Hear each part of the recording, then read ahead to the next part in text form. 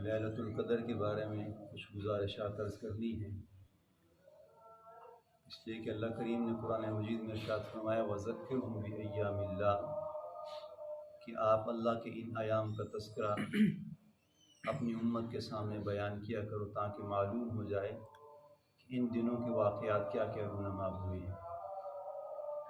نبی علیہ السلام نے ایک بار صحابہ کی محفل میں بنی اسرائیل کے ایک عابد کا تذکرہ فرمایا۔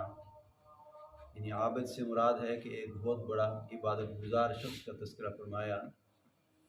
اور نبی علیہ السلام نے فرمایا کہ ایک ایسا عابد تھا جس نے 1000 مہینے تک جہاد کرتا رہا۔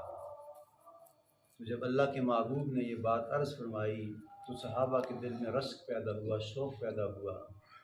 اور کہنے لگے یا رسول اللہ صلی اللہ علیہ وآلہ وسلم وہ شخص 1000 مہینے تک جہاد کرتا رہا، پھر تو وہ ثواب میں ہم سے آگے نکل گیا ہے، اس لیے کہ آپ کی جو امت کی عمریں ہیں 60 سال ہے، 80 سال ہے، 90 سال ہے،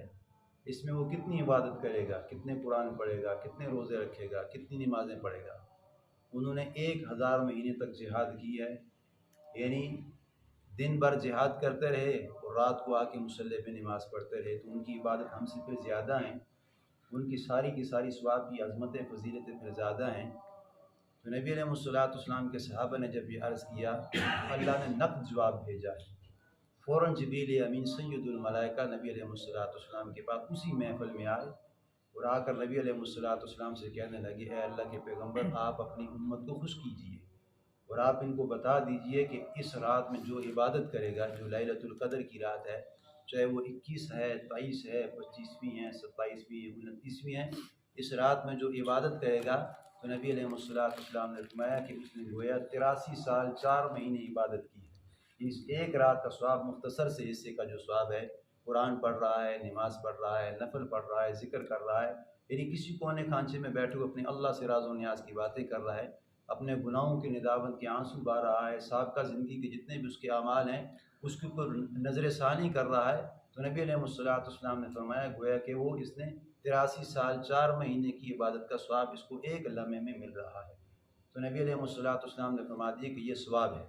پھر اما عائشہ رضی اللہ تعالیٰ عنہ ارشاد فرماتی کہ یا رسول اللہ صلی اللہ علیہ وآلہ وسلم اگر مجھے معلوم ہو جائے کہ آج کی رات لیلۃ القدر کی رات ہے تو میں اپنے اللہ سے کیا مانگوں؟ تو نبی علیہ السلام نے فرمایا کہ عائشہ اگر تجھے معلوم ہو جائے کہ آج کی رات لیلۃ القدر کی رات ہے تو آپ اللہ سے یہ مانگو اللہم انک عفو کریم تحب العفو فاعف عنی، اللہم انک عفو تحب العفو فاعف عنی، جس کا معنی یہ ہے کہ یا اللہ آپ معاف فرماتے ہیں اور آپ معاف کرنے والوں کو پسند فرماتے ہیں۔ یعنی معافی سے کیا مراد ہے؟ گناہ، یعنی سب سے بڑا جو اس رات کا وظیفہ ہے وہ گناہوں سے معافی ہے۔ یعنی گناہوں سے معافی کا مطلب یہ ہے کہ ہر ایک انسان خلق الانسان ضعیفہ کہ انسان کمزور ہے، جو اس نے گناہ کی سابقہ ساری زندگی کے ہر ایک انسان کو اپنے گناہوں کا پتہ ہے کہ میں کتنی دلدل میں ہوں، یعنی ظاہر تو ہمارا صاف ہے لیکن باطن کا سب کو پتہ ہے کہ مسجد میں آ گیا ہوں، مجھے معلوم ہے کہ نماز پڑھ رہا ہوں، میں نے کون سا گناہ کر کے ہے۔ یعنی اپنے جو سابقہ زندگی کے اوپر ذرا تھوڑا نگاہ دوڑائے تو انسان کو سارا آئینہ سامنے اس کے نظر آ جائے گا۔ تو نبی علیہ السلام نے فرمایا کہ یہ بہترین وظیفہ یہ ہے کہ انسان اپنے گناہوں سے توبہ کر لے۔ اللہم انک عفو کریم تحب العفو فاعف عنی، یا کریم کہ یا اللہ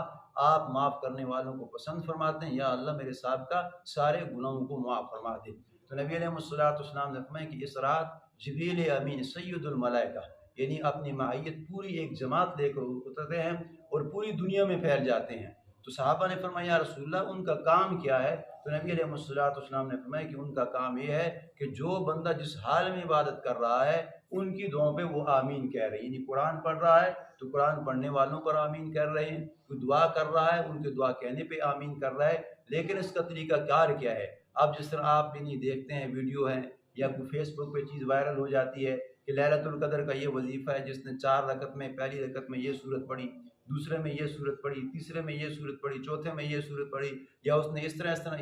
نماز پڑھی تو اللہ پاک اس کو یہ دیتے ہیں۔ تو فقہا فرماتے ہیں کہ اس کی کوئی گنجائش نہیں ہے، یعنی نبی علیہ السلام سے کوئی عمل ایسا صادر نہیں ہے کہ پہلی رکعت میں نبی علیہ السلام نے اس موقع پہ لیلۃ القدر میں کون سی صورت پڑھی ہو، اس میں یہ پڑھی، اس میں، یعنی یہ مختصر یہ ہے کہ جس حالت میں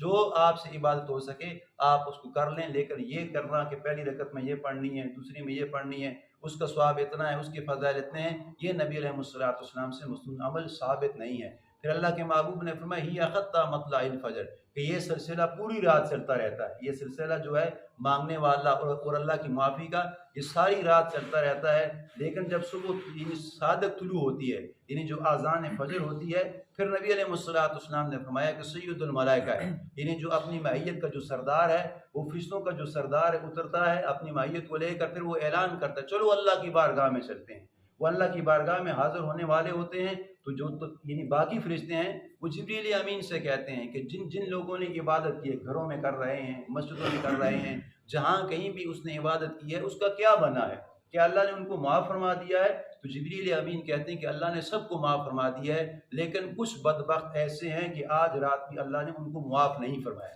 یعنی کتنی مقدس رات ہے اور کتنی مبارک رات ہے، لیکن جبریل امین فرماتے ہیں کہ آج کی رات جو ہے، اس رات میں بھی اللہ نے اس کو معاف نہیں کیا۔ تو فرشتے کانپ جاتے ہیں کہ یہ جبریل امین کون سے وہ ایسے بدبخت ہیں کہ جن کو اس رات میں بھی اللہ نے معاف نہیں کیا؟ تو نبی علیہ السلام نے فرمایا کہ سب سے پہلا وہ بندہ ہے الخمر، یعنی جو شراب پینے والا ہے، اس نے شراب سے توبہ نہیں کی، یعنی شراب سے توبہ نہیں کی اور مسجد میں آ کے اللہ کے سامنے گڑ گڑا رہا ہے، لیکن شراب پینے سے اس نے توبہ نہیں فرمائی۔ تو نبی علیہ السلام نے فرمایا کہ اس رات بھی اللہ اس کے گناہوں کو معاف نہیں فرمائیں گے۔ اور پھر صحابہ نے فرمایا یا رسول اللہ دوسرا کون سا بدبخت ہے؟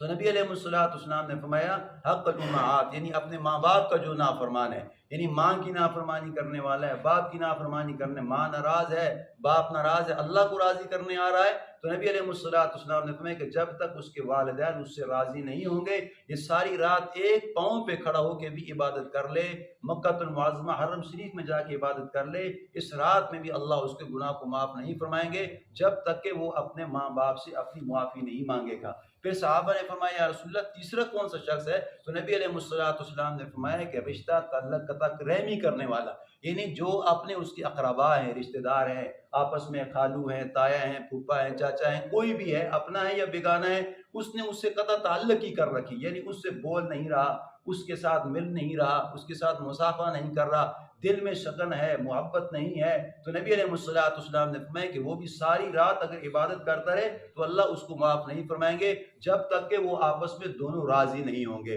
یعنی ہر ایک کا اختلاف ہے، اگر جب تک اس سے وہ راضی نہیں ہوگا، اور نبی علیہ السلام نے فرمایا کہ جس نے پہل کی اللہ اس کو معاف فرمانے والا ہے، اور جس نے بعد میں بھی پہل کی پھر بھی اللہ اس کو معاف فرمانے والا ہے، تو قطع تعلق ہی کرنے والا ہے، چاہے اپنے ہیں چاہے بیگانے ہیں، جب تک آپ اپنے دل کو صاف کر کے اس سے نہیں ملیں گے اور آپ اس سے معافی نہیں مانگیں گے، تو نبی علیہ السلام نے فرمایا کہ سب کے گناہ اللہ معاف فرما دے گا، لیکن جب تک اپنوں کے بیگانوں کے آپ اس سے معافی نہیں مانگیں گے، اگر وہ دور ہے نہیں جا سکتے ٹیلی فون پہ بھی معافی مانگ سکتے ہیں، اگر وہ قریب ہے اس کے گھر میں بھی جا سکتے ہیں، اگر وہ دور ہے جس حالت میں بھی جب تک آپ اس سے معافی نہیں مانگیں گے، آپس میں راضی بازی نہیں ہوں گے، تو اللہ کے محبوب نے فرما دی کہ اللہ پاک سب کے گناہ کو معاف فرما دیں گے لیکن اس کے گناہ کو نہیں معاف فرمائیں گے۔ اب ایک شخص ایسا ہے کہ وہ